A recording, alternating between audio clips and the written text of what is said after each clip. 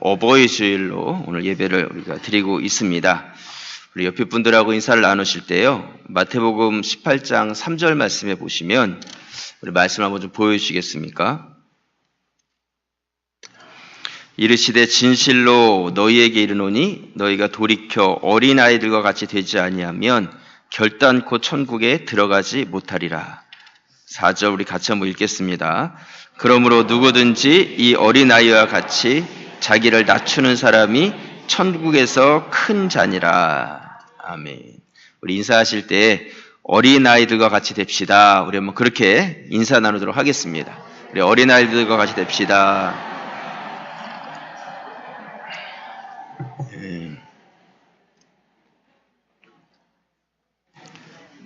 우리 어린아이들은 순수하고 겸손한 그런 믿음을 가지고 있습니다.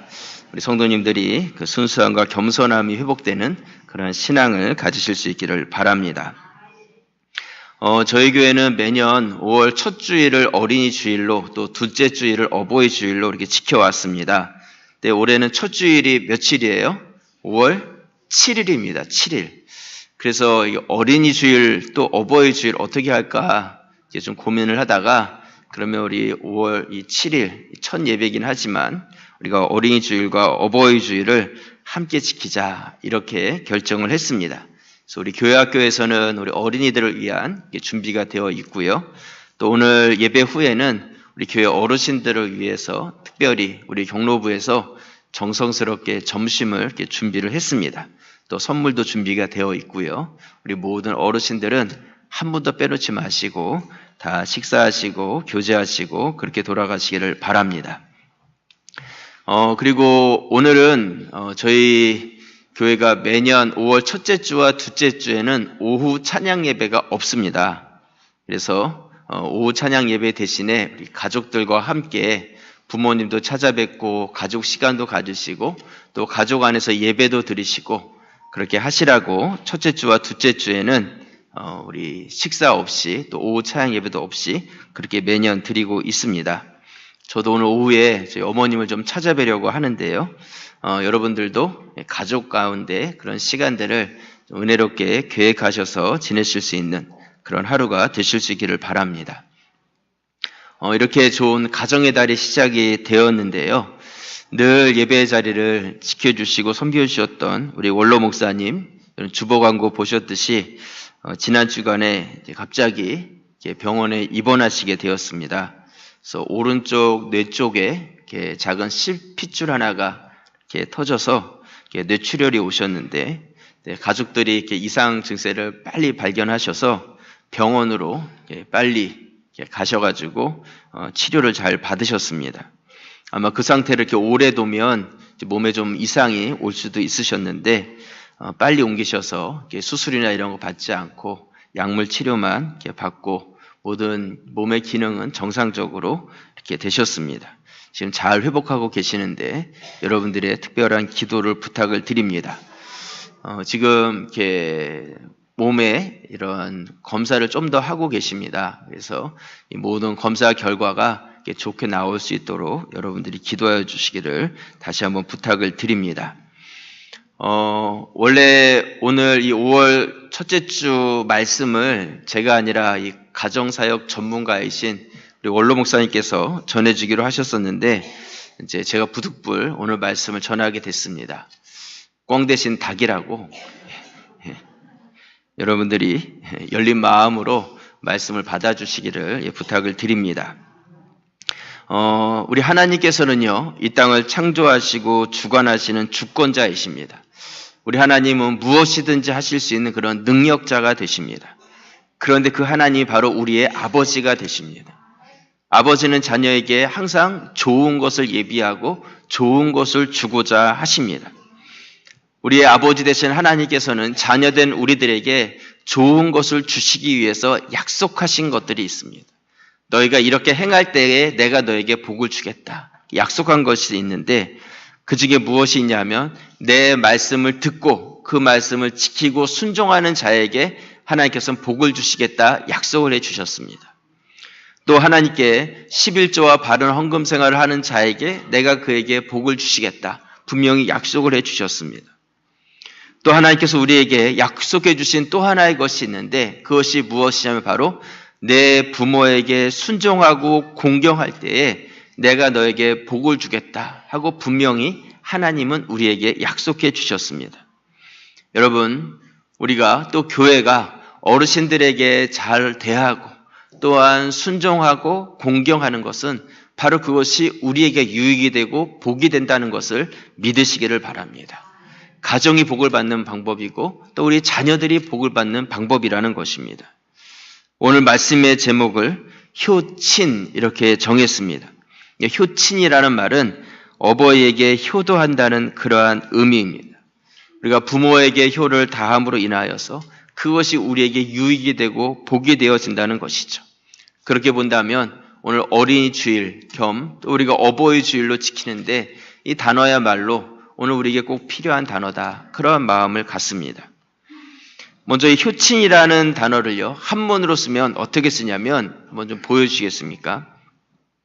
이렇게 씁니다. 그래서 이 효도 효자에 어버이 친자를 써서 효친이라는 단어를 쓰는데 뒤에 있는 이 친자를 이렇게 자세히 보시면 한문이 어떻게 구성이 되어 있냐면 아침에 아들이 지게에 장에 내다 팔 물건을 잔뜩 싣고 일을 하러 나갑니다. 어머니는 배웅을 하죠. 그리고 하루 종일 아들은 나가서 일을 하고 어머니는 아들을 기다리다가 해가 뉘엿뉘엿 질 무렵에 아들이 이제쯤 오나 하고 마을 어귀에 나가서 아들 오기를 기다리고 있죠. 근데 기다려도 아들이 잘 보이질 않습니다. 그래서 어머니가 잘 보일 수 있도록 옆에 있는 나무 위에 올라가서, 나무 목자 위에 설립자가 있죠. 나무 위에 올라가서 그 보면 볼견자가 있습니다. 이제 아들이 오나 저제 아들이 오나 하고 지켜보고 있는 그 부모의 마음을 이 한 글자에 표현된 것이 어버이 친자입니다. 이 친자 안에 우리 부모님의 마음이 담겨져 있는 것이죠. 그렇다면 그 앞에 있는 효자는 어떤 의미를 가지고 있느냐? 그렇게 모든 것을 내가 다 팔고 부모님께 드릴 그러한 물건들을 장봐가지고 빈 지게를 가지고 되돌아오는 아들이 마을 어귀에 와서 보니까 어머니가 마중 나와서 거기 나와 있는 거예요. 아니 어머님 다리도 아프신데 어떻게 여기까지 나오셨습니까? 힘드신데 어떻게 여기까지 오셨어요? 제 지게 위에 타십시오. 그래가지고 그 아들이 그 어머니를 지게 위에다가 탁 모시고 지게 짝대기 탁 메고 그리고 돌아오는 글자가 효도 효자입니다. 그래서 이 효자가 이렇게 써져 있는 것이죠. 이 두 글자만 봐도 은혜가 되지 않습니까? 효친. 실제로요, 아버지를 이 지게에다가 지고 금강산 구경을 한 그러한 아들이 있어서 신문에 난 적이 있습니다.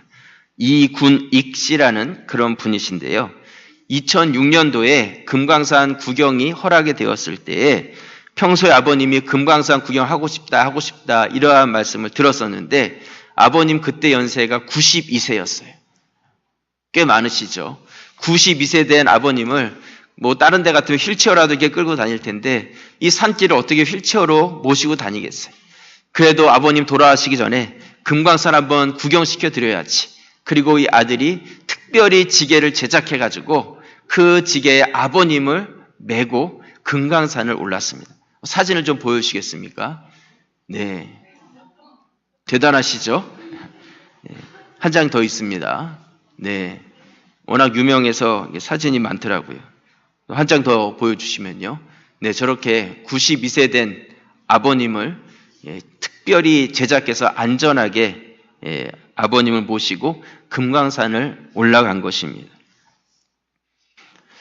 그래서 이 지게의 무게가 15kg, 그리고 당시에 아버님 몸무게가 45kg가 넘었다고 합니다. 합치면 60kg가 넘는 거예요. 쌀 한 가마니 되는 그 무게를 짊어지고 이 금강산 전체를 다닌 것이죠. 가는 곳마다 아버님이 그렇게 좋아하시면서 기뻐하셨다는 것입니다.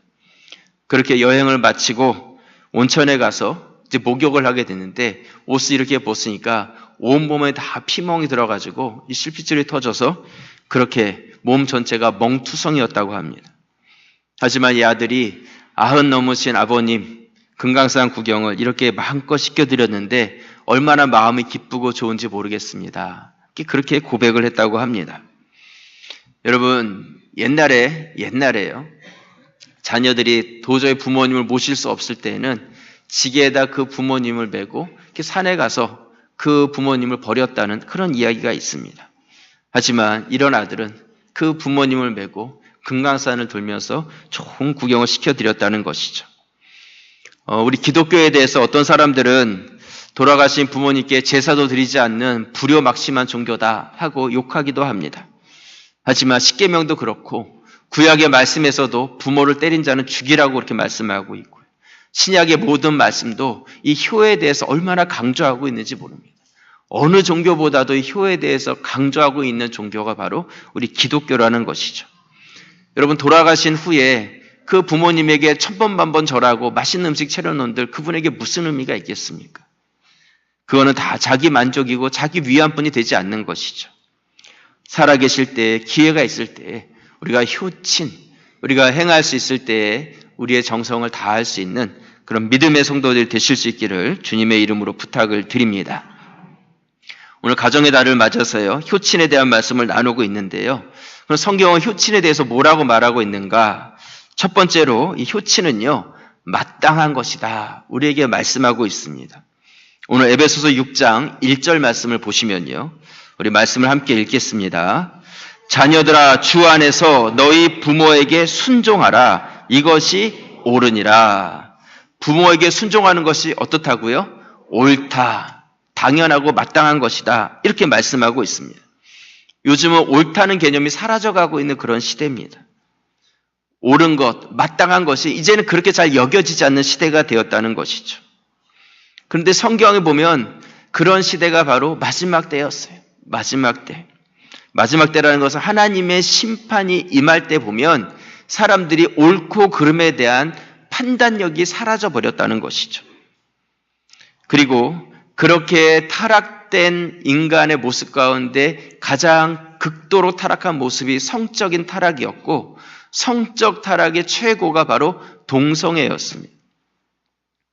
성경은 분명히 이 동성애에 대해서 잘못되고 죄라고 말씀하고 있습니다. 하지만 사회가 이렇게 변화되어 가면서 동성애를 죄로 여기지 않는 그런 시대를 우리가 살아가고 있습니다. 지금 유럽과 미국은 이미 이 동성애에 대해서 이것이 합법화되었어요. 이 합법화됐다는 것이 가정이 근간부터 흔들리고 있다는 그런 이야기입니다. 그래서 남자와 남자가, 여자와 여자가 결혼을 하고 합법적으로 결혼 신고를 할 수 있는 그런 나라들이 되었다는 것이죠. 그리고 거기서 그치지 않고 이런 자들이 이제는 전 세계적으로 우리나라를 포함해서 이 동성애라는 법 자체를 합법화시키기 위해서 지금도 끊임없이 노력을 하고 있습니다. 언젠가는 그렇게 변하지 않을까 하는 그런 염려스러움이 있어요. 수천 년 전부터 이 성에 대한 정체성에 혼란이 있는 그러한 자들이 있었습니다. 내가 남자인지 아니면 내가 여잔지에 대해서 자기 스스로도 혼란스러운 그런 자들이 있었어요. 저는 이러한 사람들에 대한 인권 자체를 무시한다는 것은 아닙니다. 하지만 성경에서 잘못됐다는 것, 죄라는 것에 대해서는 우리가 인정을 해야 된다는 것이죠. 도둑질을 하고 살인을 하고 이러한 죄와 잘못에 대해서는 내가 잘못했다는 것에서 인정을 하고 그것에 대해서 부끄러운 마음을 가질 줄 아는데, 이 동성애에 대해서는 부끄러운 마음조차 가지지 않고 오히려 더 나아가서 그것을 당연하고 합법화하려고 하고 있는 것이죠. 바울은 로마서에서 이러한 동성애를 포함한 하나님의 그 말씀에서 벗어나려고 하는 죄에 대해서 뭐라고 말씀하고 있냐면, 로마서 1장 26절 말씀에 보시면요, 이 때문에 하나님께서 그들을 부끄러운 욕심에 내버려 두셨으니 이는 곧 그들의 여자들도 순리대로 쓸 것을 바꾸어 영리로 쓰며 그와 같이 남자들도 순리대로 여자 쓰기를 버리고 서로 향하여 음욕이 부릴 듯하며 남자가 남자와 더불어 부끄러운 일을 행하여 그들의 그릇 때문에 상당한 보응을 그들 자신이 받았느니라. 또한 그들이 마음에 하나님 두기를 싫어하며 하나님께서 그들을 그 상실한 마음대로 내버려 두사 합당하지 못한 일을 하게 하셨으니 곧 모든 불의, 추악, 탐욕, 악의가 가득한 자요, 시기, 살인, 분쟁, 사기, 악독이 가득한 자요, 수군수군하는 자요, 비방하는 자요, 하나님을 미워하는 자요, 능욕하는 자요, 교만한 자요, 자랑하는 자요, 악을 도모하는 자요, 부모를 거역하는 자요, 우매한 자요, 배약하는 자요, 무정한 자요, 무자비한 자라. 32절 말씀 우리 함께 읽겠습니다. 그들이 이 같은 일을 행하는 자는 사형에 해당한다고 하나님께서 정하심을 알고도 자기들만 행할 뿐 아니라 또한 그런 일을 행하는 자들을 옳다 하느니라. 동성애, 또한 부모를 거역하는 것, 이러한 죄성들에 대해서 하나님께서 그것이 잘못되었고 결국은 멸망하는 사형에 해당되는 그러한 잘못이라는 것을 알면서도 자기들만 행할 뿐 아니라 어떻다고요? 그런 일을 행하는 자들도 옳다 하느니라. 합법화하는 것이죠. 부끄러운 일이고 몰래 보이지 않는 곳에서 행하는 것까지 우리가 어떻게 막을 수가 있겠습니까? 하지만 죄를 죄로 여기지 않고 자신들의 행하는 것을 당연하고 마땅하고 합법적이라고 이야기하는 것 자체는 잘못됐다는 것이죠. 가정의 달이기 때문에 이런 말씀을 드립니다. 가정의 근간지가 흔들려가고 있어요.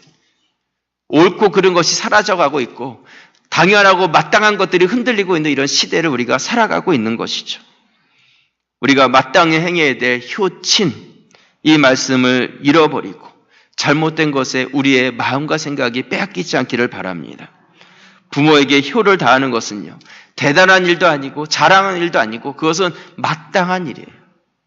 효를 행하는 것은 눈에 보이는 부모님도 제대로 섬기지 못하면서 어떻게 보이지 않는 하나님을 섬길 수가 있겠습니까?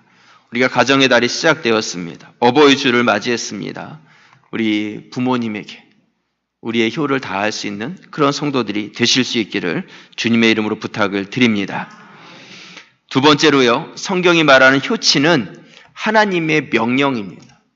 마땅히 행해야 될 것이고 하나님께서 그렇게 행하라고 우리에게 명령하신 것입니다. 오늘 에베소서 6장 2절 말씀에 보시면 내 아버지와 어머니를 공경하라. 이것은 약속 있는 첫 계명이니 3절 함께 읽겠습니다. 이로써 내가 잘되고 땅에서 장수하리라. 부모에게 효를 행하는 것이 약속에 있는 뭐라고요? 첫 계명이다. 왜 효를 행하는 것, 효친이 첫 계명이라고 성경은 말씀하고 있는가? 하나님께서는 이스라엘 백성들이 마땅히 행해야 될 10가지 계명을 주셨습니다. 우린 그것을 10계명이다 이렇게 말을 하는데 이 10계명 안에는 크게 두 가지가 포함되어 있는데 하나는 하나님과의 지켜야 될 계명이고 또 하나는 사람과 사람 사이에서 지켜야 될 계명이 여기에 포함이 되어 있습니다. 첫 번째부터 네 번째 계명까지는 하나님과의 지켜야 될 계명들인데 나 외에 다른 신을 두지 말아라. 너를 위해 새긴 우상을 만들지 말아라. 내 하나님 여호와의 이름을 망령되이 부르지 말아라. 안식일을 기억해서 거룩하게 지켜라. 이 네 가지 계명을 하셨습니다. 그리고 사람 사이에 지켜야 될 가장 첫 번째 그리고 10계명 중에서는 5번째 계명이 무엇이냐면 다른 사람을 죽이지 말라는 그것이 아니라 내 부모를 공경해라. 이것이 우리가 가져야 될 첫 번째 계명이라는 것이죠. 이게 우리 모든 사람의 근본이고 도리라는 거예요. 이것이 되지 않으면 인성도 제대로 세워지지 않고 사회의 질서도 지켜지지 않는 것이죠. 이 기본이 안 돼서는 안 된다는 것입니다. 우리 하나님께서 우리에게 유익되게 하기 위해서 주신 명령, 첫 번째 명령이 부모를 공경하라는 명령입니다. 그리고 이 부모에게 효를 행하는 것이 약속이 있는 계명이다 말씀하고 있습니다. 하나님께서 이것은 해라 저것은 하지 마라 이런 말씀들을 많이 해주셨어요. 하지만 내가 그렇게 할 때는 내가 어떻게 주겠다 하고 이러한 조건적인 말씀들을 많이 하진 않으셨습니다. 그런데 이 부모에게 순종하고 공경할 것에 대한 말씀에 대해서는 약속을 해주셨어요.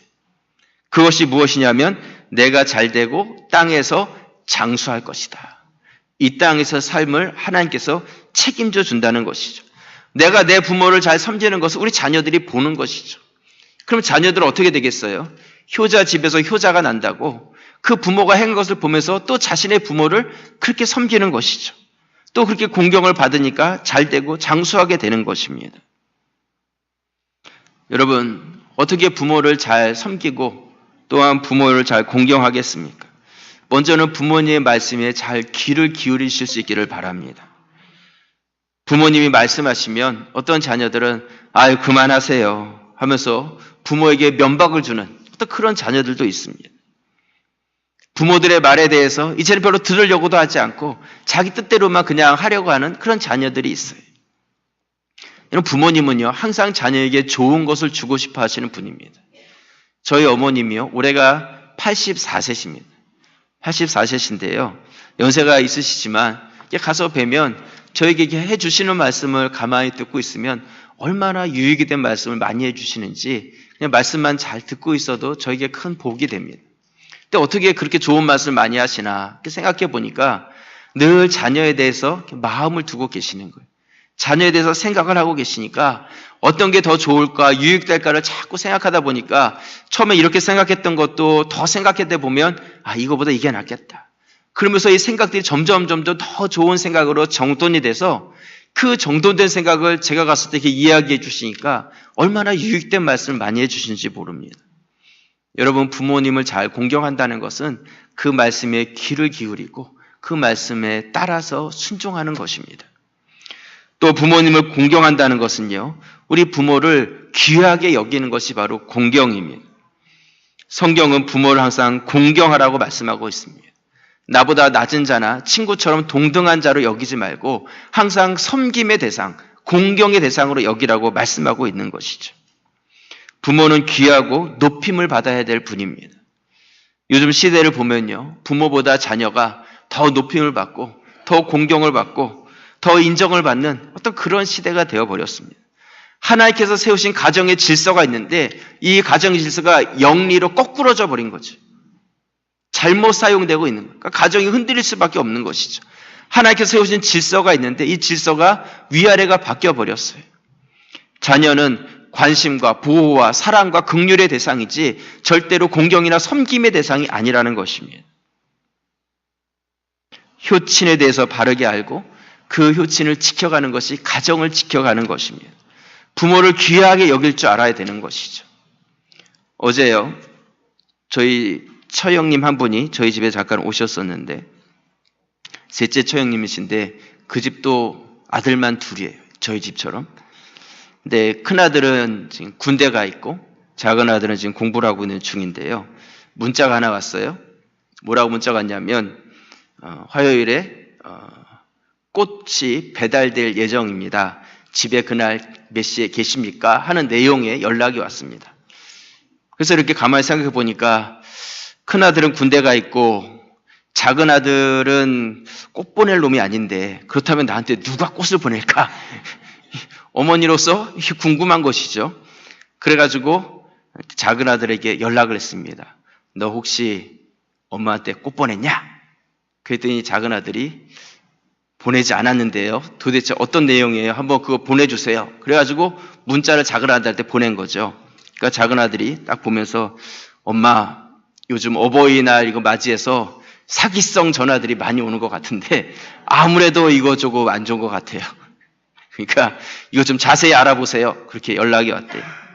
그래가지고 그 연락 온 데다가 다시 연락을 했죠. 연락을 해서 도대체 이 꽃 누가 보낸 겁니까? 이렇게 연락을 했더니 거기서 뭐라고 답이 왔냐면 큰아들이 군대 가기 전에 입대하기 전에 이날 엄마한테 꽃 보내주세요 하고 예약을 해놓고 갔다는 거예요.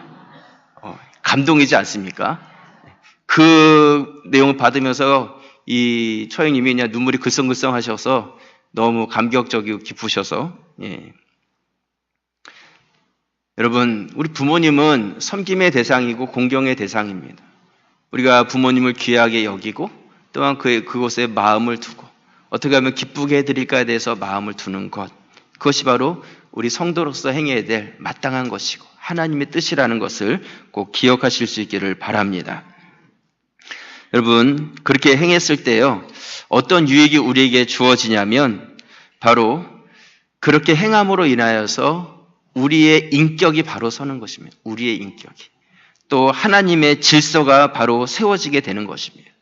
하나님께서 사회 가운데 꼭 필요한 인물로서 우리 그리스도인들을 세우기 원하시고 가정을 건강하게 지켜가기를 원하시는데 그렇게 되어지기 위해서는 가정 안에서부터 이 질서가 바로 세워져야 되는 것이죠. 성경이 말하고 있는 효친, 이 사상이 바로 나와 우리 가정을 지키는 것이라는 것을 여러분들이 기억하실 수 있기를 바랍니다. 오늘 말씀을 준비하면서 우리 교회 성도님들 생각해 봤어요. 생각해 보니까 공경할 부모님보다는 공경 받으셔야 될 분들이 더 많으신 것 같아요. 하지만 우리 가정의 질서가 얼마나 중요한지 여러분 기억하시고 하나님 앞에서 또 교회의 질서 앞에서 이것들을 잘 지켜가므로 내가 속한 가정과 교회 공동체를 건강하게 지켜가는 우리 모든 성도들이 되시기를 주님의 이름으로 축원합니다. 기도드리겠습니다.